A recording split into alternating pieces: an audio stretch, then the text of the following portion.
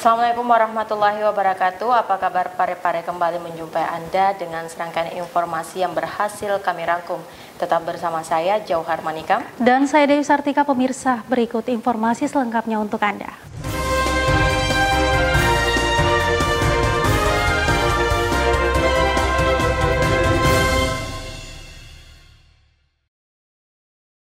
Pemirsa, DPR RI melalui fraksi Nasdem membagikan bantuan makanan bergizi bagi ibu hamil dan balita.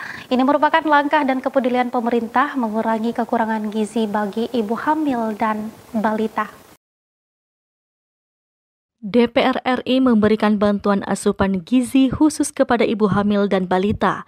Bantuan tersebut disalurkan oleh fraksi Nasdem DPRD Pare-Pare kepada warga di Kompleks Patuku, Kecamatan Soreang pada Rabu 6 Oktober 2021. Sasaran bantuan dari Kementerian Kesehatan melalui DPR RI kali ini yakni sebanyak 15 ibu hamil dan 27 balita umur 6-59 bulan. Sekretaris Komisi 1 DPRD Kota Pare-Pare Asmawati mengatakan, bantuan tersebut merupakan bentuk kepedulian pemerintah agar tidak ada lagi ibu hamil dan balita yang kekurangan gizi. Bantuan makanan bergizi tersebut juga diharapkan akan berkesinambungan untuk membantu perkembangan janin bumil dan anak-anak balita. Ya, 15 orang di sini, tapi tidak tertutup kemungkinan masih ada nanti. Iya. Selama masih ada persediaan, iya. Dan itu sangat membantu, terutama untuk perkembangan janin kepada ibu hamil, kemudian juga kepada anak-anak balita supaya vitamin yang terkandung di dalam makanan itu bisa terserap ke tubuhnya langsung. Iya. Nur Fadila Wahid, TV Peduli mengabarkan. Pemirsa, per September 2021 SPBU di Kota Pare-Pare kini mengganti BBM Premium dengan BBM Pertalite khusus.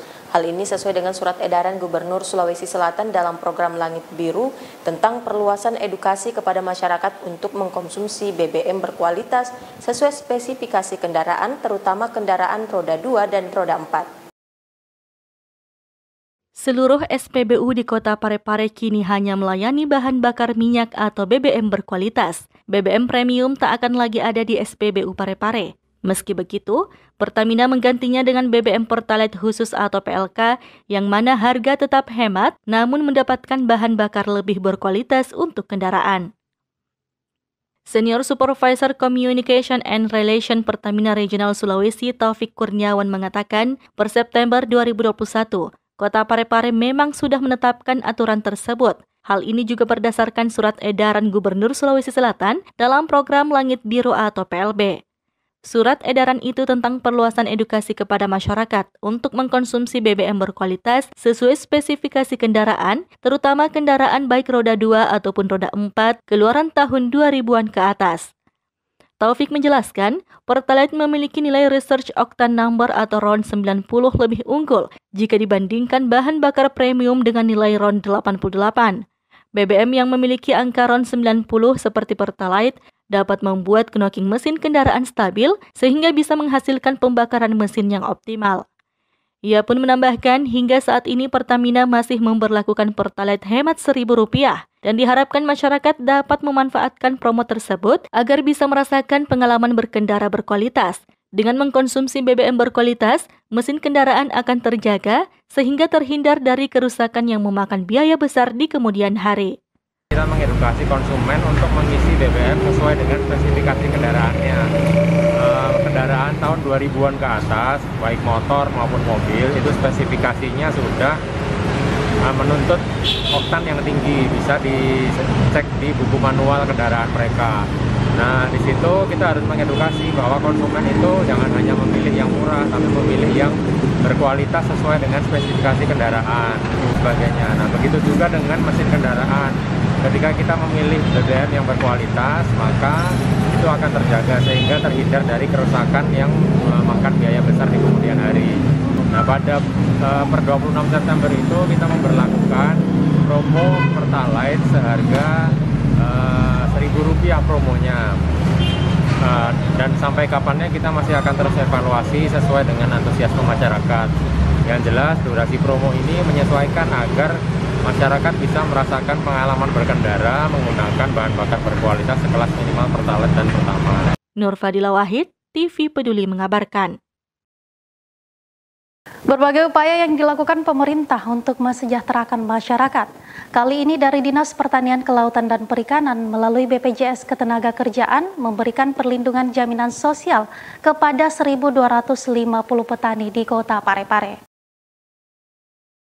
Pemerintah Kota Parepare melalui Dinas Pertanian Kelautan dan Perikanan menggandeng BPJS Ketenagakerjaan guna memberikan perlindungan jaminan sosial ketenagakerjaan bagi 1.250 orang petani yang tersebar di 4 kecamatan yang ada di Kota Parepare pada Kamis 7 Oktober 2021 di Kecamatan Bacukiki. Kepala BPJS Ketenagakerjaan Kantor Cabang Parepare yang ditemui usai kegiatan menjelaskan, para petani ini mendapatkan 2 program perlindungan jaminan sosial ketenagakerjaan, diantaranya jaminan kecelakaan kerja dan jaminan kematian. Arfiani menambahkan, hal ini merupakan salah satu upaya pemerintah guna memberikan perlindungan kepada petani. Ini salah satu kolaborasi antara pemerintah daerah Kota Parepare melalui Dinas Pertanian Kelautan dan Perikanan bersama dengan BPJS Ketenagakerjaan hadir untuk memberikan perlindungan kepada petani. Jadi total petani yang kami berikan perlindungan jaminan sosial ketenagakerjaan sebanyak 1.250 yang tersebar di 4 kecamatan. Jadi ada di Kecamatan Bacukiki, Ujung, Sorea dengan Bacukiki Barat. Seperti itu. Untuk petani ini diberikan perlindungan dengan 2 program, jaminan kematian dan jaminan kecelakaan kerja. Jadi petani yang ada di Kota Parepare saat ini sudah aman bekerja. Jadi kalau terjadi resiko yang menimpa dari petani tersebut mendapatkan santunan dari masing-masing program, yaitu 42 kalau terjadi resiko kematian, kalau terjadi resiko kecelakaan kerja sebesar 70 juta dengan bantuan beasiswa untuk 2 orang anak sebesar maksimal 100 juta. Sri Ayu, TV Peduli mengabarkan. Pemirsa, untuk menyelesaikan permasalahan terkait perempuan dan anak di Kota Parepare, Ketua Puspa terpilih Asniar Humas kini mulai merancang sejumlah program kerja, salah satunya pembentukan klinik hukum di tingkat kelurahan. Hal ini dilakukan untuk meminimalisir angka kekerasan dalam rumah tangga yang terjadi di masyarakat. Forum Partisipasi Publik untuk Kesejahteraan Keluarga dan Anak atau PUSPA melaksanakan rapat koordinasi di Balai Enun Habibie pada Rabu 6 Oktober 2021 untuk membahas rancangan program kerja periode 2021-2022. Dalam rakor yang dipimpin Ketua PUSPA terpilih Asniar Humas menyampaikan program kerja yang terancang sesuai dengan isu perempuan dan anak, dengan mengharapkan partisipasi masyarakat yang terhimpun dalam menuntaskan program yang terkait kekerasan terhadap perempuan dan anak, perdagangan perempuan dan anak yang menjadi tujuan utama dari terbentuknya PUSPA. Program unggulan yang terbentuk dari rakor tersebut diantaranya PUSPA menyapa dunia pendidikan anak dan remaja, pusat pembelajaran perempuan atau putaran per kecamatan, finansial literasi, pendataan dan pendampingan korban KDRT perempuan dan anak, kampanye stop pernikahan dini dan pernikahan siri, sosialisasi mengenai pencegahan penyakit menular pada ibu dan anak serta stunting, pembentukan klinik hukum di tingkat kelurahan, sosialisasi peran politik perempuan, kampanye pencegahan perilaku seks bebas dan edukasi orientasi seksual, program pelestarian lingkungan dan pelatihan pemanfaatan barang bekas, pelatihan peningkatan kemandirian finansial perempuan, kampanye peningkatan kesejahteraan psikologis lansia, serta literasi anak jalanan atau anak putus sekolah. PUSPA ini merupakan sebuah wadah yang menghimpun lembaga-lembaga atau komunitas yang berperan membantu pemerintah, dalam hal ini Dinas Pemberdayaan Perempuan di Kota Parepare dan di tingkat pusat ya sampai kepada kementerian itu mengharapkan partisipasi ya masyarakat yang terhimpun dalam lembaga atau komunitas ini dalam mengentaskan program-program yang terkait dengan tadi ya tingginya angka kekerasan terhadap perempuan dan anak ya perdagangan ya perempuan dan anak ya nah hal-hal seperti itu ya menjadi tujuan utama dari terbentuknya forum ini sesungguhnya. Jadi pemerintah kota itu sangat mendukung ya kehadiran lembaga-lembaga atau komunitas yang bersinergi, diharapkan bersinergi dengan Dinas Pemberdayaan Perempuan ya dan Anak di Kota Parepare. Nah, kami berharap program unggulan yang akan dilaksanakan nanti tentu saja senafas atau mendukung ya dari program-program unggulan juga dari Dinas Pemberdayaan Perempuan dan Anak. Iya. Kepala Bidang Kesetaraan Gender DP3A Kota Parepare yang turut hadir dalam rapat koordinasi tersebut, Srianti Ambar, mengungkapkan setelah adanya ketua terpilih, permasalahan yang ada di tatanan perempuan diharapkan mampu terselesaikan. Harapannya kami ini untuk Forum Puspa di Kota Parepare itu diharapkan agar mudah-mudahan dengan terbentuknya Forum Puspa yang dengan periode 5 tahun itu dengan sudah ada ketua terpilih itu diharapkan bisa mampu untuk menyelesaikan permasalahan-permasalahan yang ada terkait dengan perempuan dan anak di Kota Parepare, karena tujuan utama daripada Forum Puspa ini yaitu bagaimana untuk bagaimana untuk peningkatan peran serta masyarakat, peran serta publik untuk peningkatan kesejahteraan perempuan dan anak, khususnya di Kota Parepare. Sri Ayu, TV Peduli mengabarkan.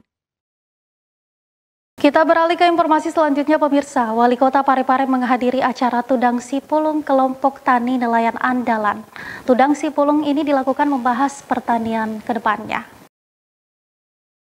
Wali Kota Parepare Dr. HM Taufan PWS HMH hadir berbaur bersama para kelompok Tani Nelayan Andalan atau KTNA pada acara Tudang Sipulung atau Laung Rumah yang dilaksanakan di Rumah Kembar Jalan Jenderal Muhammad Yusuf, Kelurahan Watang, Bacukiki, Parepare pada Kamis 7 Oktober 2021. Wali Kota 2 periode ini memberikan apresiasi atas penyelenggaraan kegiatan Tudang Sipulung atau Laung Rumah sebagai wujud kehadiran serta perhatian pemerintah kepada masyarakat petani, kelompok tani maupun penyuluh dalam membahas berbagai hal terkait dalam memajukan pertanian di kota ini. Wali Kota Parepare Dr. HM Taufan PWS HMH yang juga Ketua DPD 1 Partai Golkar Provinsi Sulawesi Selatan mengungkapkan bahwa Tudang Sipulung merupakan kearifan lokal yang harus dijaga serta dilestarikan. Komitmen pemerintah kota dengan rakyatnya dalam hal ini kelompok tani. Nah, mereka berkumpul, bermusyawarah dalam konsep Tudang Sipulung.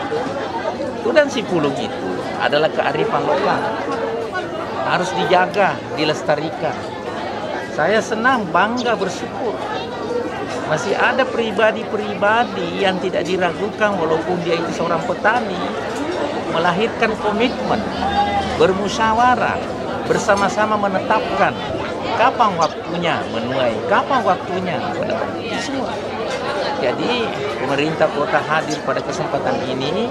Ada juga Ibu Ketua DPRD ingin sekali mengawal, menjaga kearifan lokal, sekaligus memperhatikan tingkat kesejahteraan kelompok tani ini.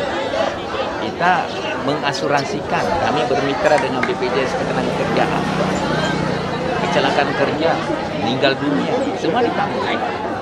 Nah, sehingga saya ingin berpendapat bahwa apa yang kami ingin lakukan ini sudah kami bisa menjawab bahwa sesungguhnya kami ini pelayan masyarakat. Pelayan masyarakat. Pada kesempatan tersebut, Wali Kota Parepare Dr. HM Taufan PWS HMH didampingi Kepala BPJS Ketenagakerjaan Kota Parepare menyerahkan secara simbolis asuransi kecelakaan kerja dari BPJS Ketenagakerjaan kepada para perwakilan kelompok tani. Turut hadir dalam kegiatan itu, Ketua DPRD Kota Parepare Haja Andi Nurhatinati PSOS, Ketua KTNA Provinsi Sulawesi Selatan yang diwakili oleh Sekretaris KTNA Sulawesi Selatan, pimpinan organisasi perangkat daerah lingkup pemerintah Kota Parepare, serta para camat dan undangan lainnya. Sahril Sandi, TV Peduli mengabarkan. Pemirsa, aksi kejar-kejaran petugas pemadam kebakaran dengan seekor biawak menghebohkan warga Kelurahan Kampung Baru, Kecamatan Bacukiki Barat. Menurut warga sekitar, biawak berukuran 1 meter ini kerap kali menampakkan diri di sekolah taman kanak-kanak dan juga sering merusak plafon sekolah. Beginilah aksi petugas pemadam kebakaran di Kota Parepare, Sulawesi Selatan saat mengevakuasi seekor biawak berukuran 1 meter yang berkeliaran di sekolah taman kanak-kanak di Jalan Reformasi, Kelurahan Kampung Baru, Kecamatan Bacukiki Barat. Biawak sempat melarikan diri saat hendak dievakuasi petugas, namun dengan cekatan, petugas mengepung biawak yang terpojok di dinding pagar sekolah. Aksi kejar-kejaran petugas sempat menghebohkan warga yang melintas. Beruntung saat dievakuasi, sekolah taman kanak-kanak ini dalam keadaan libur karena pandemi COVID-19. Dari keterangan petugas, biawak berukuran besar ini sering menampakkan dirinya di halaman sekolah taman kanak-kanak tersebut, serta merusak plafon sekolah. Informasi dari masyarakat di Jalan Reformasi bahwa ada biawak di TK Taman Kanak-kanak di lokasi Reformasi, jadi kita tindak lanjuti.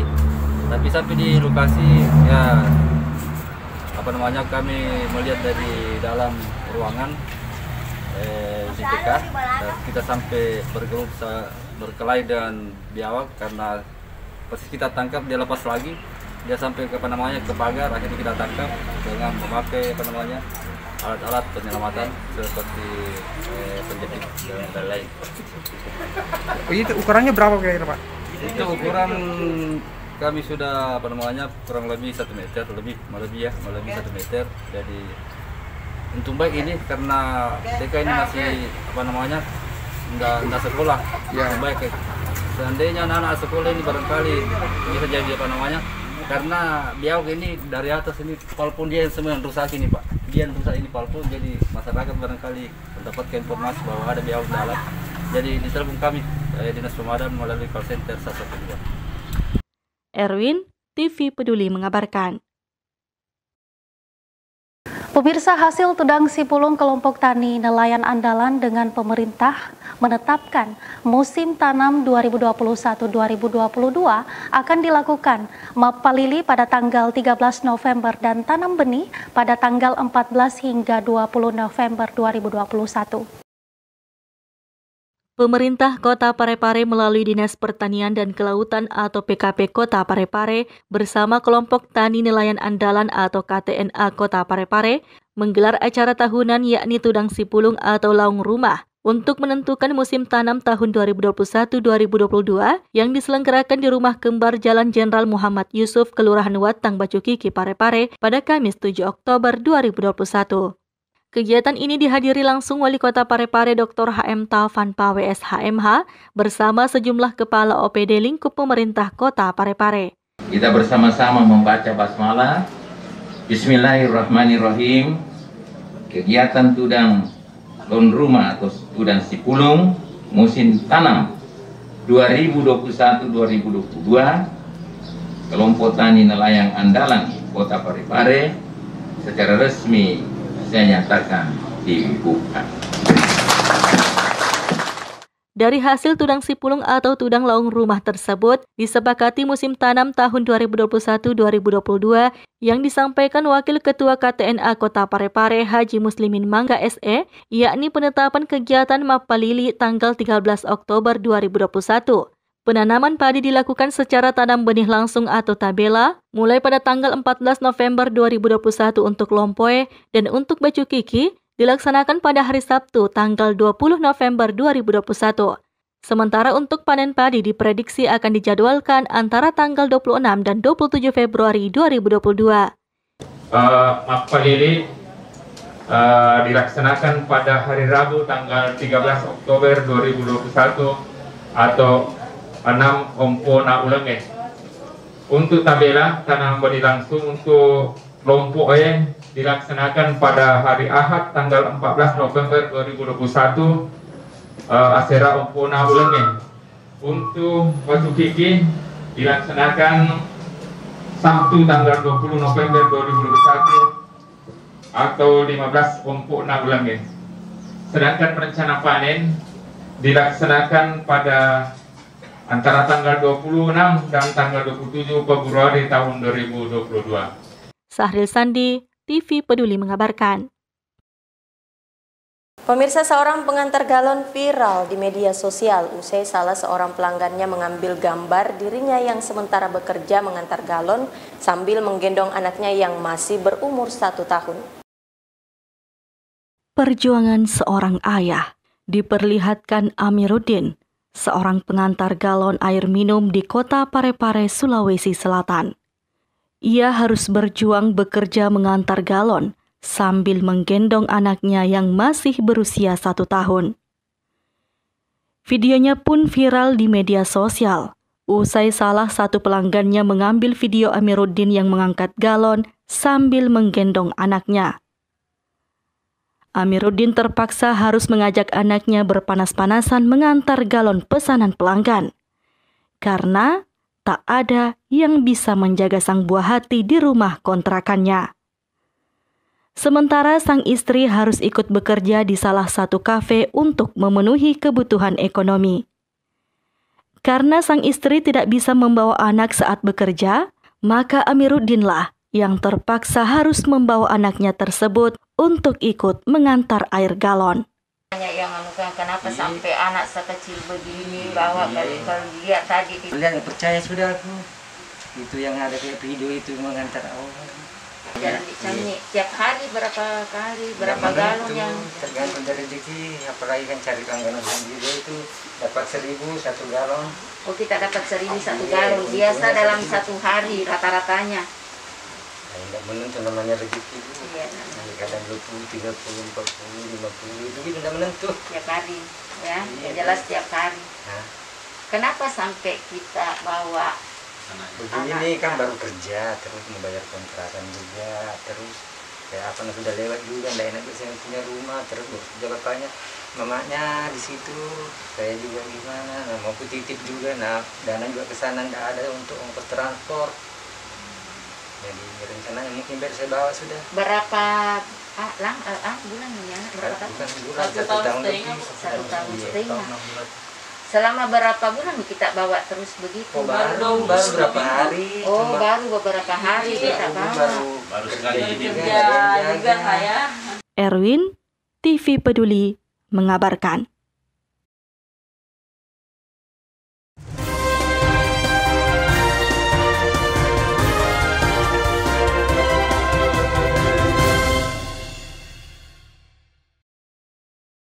Pemirsa, informasi tadi sekaligus menutup perjumpaan kita untuk edisi kali ini. Terus perbarui informasi Anda dengan menyaksikan program-program TV Peduli. Saya Dewi Sartika. Dan saya Johar Manika mewakili segenap kru yang bertugas mengucapkan terima kasih atas kebersamaan Anda dan sampai jumpa.